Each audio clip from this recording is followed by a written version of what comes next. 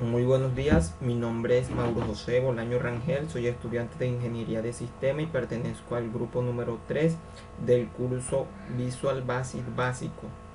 Para esta actividad expondré qué es una base de datos. Una base de datos es una recopilación organizada de información o datos estructurados que normalmente se almacenan de forma electrónica en un sistema informático. Normalmente una base de datos está controlada por un sistema de gestión de bases de datos o DBMS. En conjunto los datos y el DBMS junto con las aplicaciones asociadas a ellos reciben el nombre de sistema de bases de datos, abreviado normalmente a simple base de datos.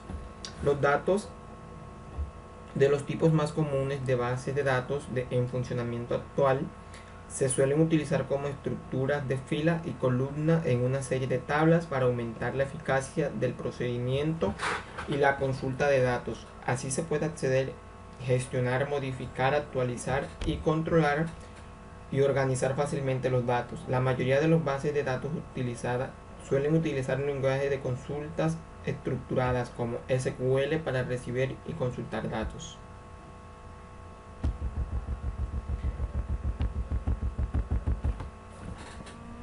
¿Qué es un campo cuando se trabaja en base de datos? Bueno, un campo contiene la unidad más pequeña de información importante, así como un nombre único que describe el contenido. Por ejemplo, el nombre de una persona, su matrícula o su carrera presentan un campo. Si la base de datos está en forma de tabla, entonces podemos decir que un campo es una columna de tabla. Un campo puede ser de longitud fija o variable. Un campo de longitud variable es como un acordeón que se expande para acomodar los datos, que introducimos hasta llegar al número máximo de caracteres permitidos. Un campo de longitud fija contiene un número predeterminado de caracteres, bytes, solamente lo que permite. Por eso se llama campo de longitud fija.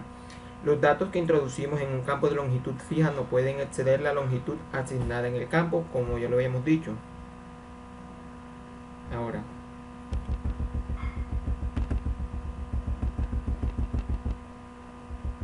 ¿qué es un registro cuando se trabaja en base de datos? Un registro es toda la información de un elemento que se almacena en un archivo o tabla de base de datos. Por ejemplo, el conjunto de datos incluye la matrícula, el nombre, la carrera, el semestre, la edad y el sexo de un estudiante. Estos forman el registro de ese estudiante.